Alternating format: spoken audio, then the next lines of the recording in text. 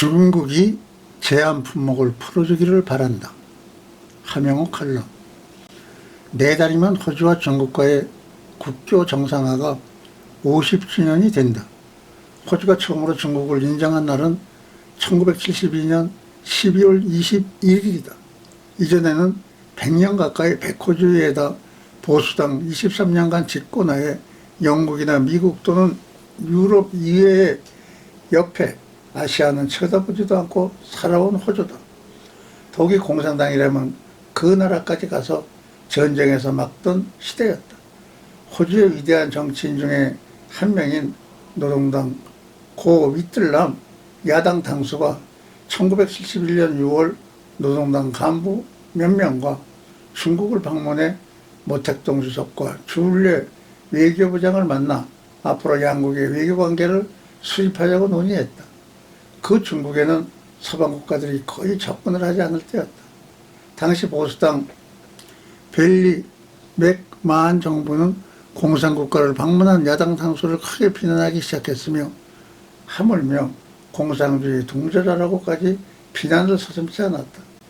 그러나 알고 보니 호주가 가장 믿어왔던 미국의 국무장관 헨리 키신저가 이미 중국을 비밀히 방문해서 그 다음해인 1972년 닉슨 대통령의 중국 방문 준비를 했던 것이다. 이 사실이 신문에 보도되자 비난에 선두섰던 보수당은 국민들의 버림을 받게 되고 어려운 가운데 중국을 방문했던 야당 당수 위틀람 수상은 크게 지지를 얻어 23년 만에 노동당이 집권하고 바로 중국과 수교를 맺게 되었다. 그 후 노동당이 집권을 계승하여 아시아 지역의 환태평양 경제구역을 만들어 아시아 국가들과 좋은 관계를 맺어왔다. 그러나 영국과 미국을 등에 업은 보수당은 여전히 아시아 국가를 멸시해왔다. 1996년 보수당 하워드 정권은 선거 중에 아시아 이민이 너무 많다였다. 존 하워드 수상 당선되고 첫 국회에서 아시아 배척자인 한나라당의 포린 헨슨을 처음 국회에 등장시켜 아시아인 모욕에 대한 역할을 시켰다. 그러나 그가 11년 집권하는 동안 중국의 엄청난 수출로 그 당시 브라질만도 못한 경제 수준이 세계 11위 북으로 등장하자 존 하워드 수상과 다우너 외상은 미국과의 안저스 군사동맹으로 미국이 참전하면 호주도 꼭 참전하지만 만약 대만에 미국이 개입하더라도 우리는 하지 않겠다고까지 중국과 가까워졌다. 한나라당 포린 헨슨 역시 이제는 아시아 고음을 이야기하지 않는다. 그러나 중국의 후진타오 수석 말기부터 남중국해가 중국 영토라고 해서 국방의 욕심지대를 만들고 막대한 국방비 예산을 소비해서 군비를 확장하는 우려스러운 행동으로 자유우방을 긴장시켰다. 필리핀 해외 가까이 중국의 군사기지가 설치되자 호주는 큰 압박을 받게 되어 이때부터 불란서와 잠수함 계약을 체결해 잠수함을 증가시켜왔다. 근래 호주에 가장 가까웠던 남태평양 솔로몬 군도가 중국 영향권에 들어가자 중국, 영국, 호주 군사동맹인 앙카스 조약을 맺어 원자력 잠수함까지 구입하는 실정에 이르게 되었다. 호주군도 5만에서 7만 7천 명으로 증가하고 다윈 지역을 미국 기지화하는 데 협조했다.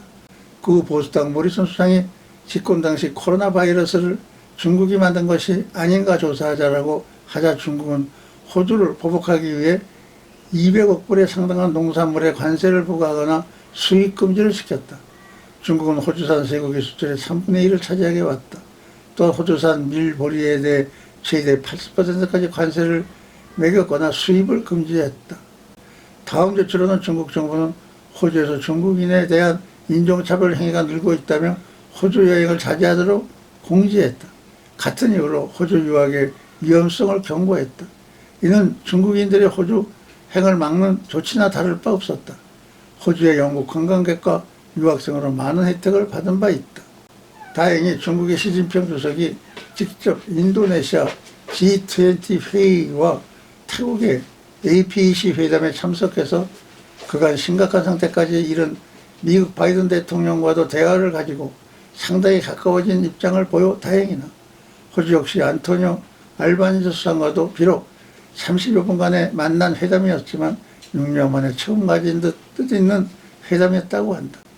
시진핑 주석은 두 나라의 오랫동안 가까운 관계를 맺어왔지만 최근 몇 년간 어려움을 겪고 있다며 관계 개선 필요성을 언급했다.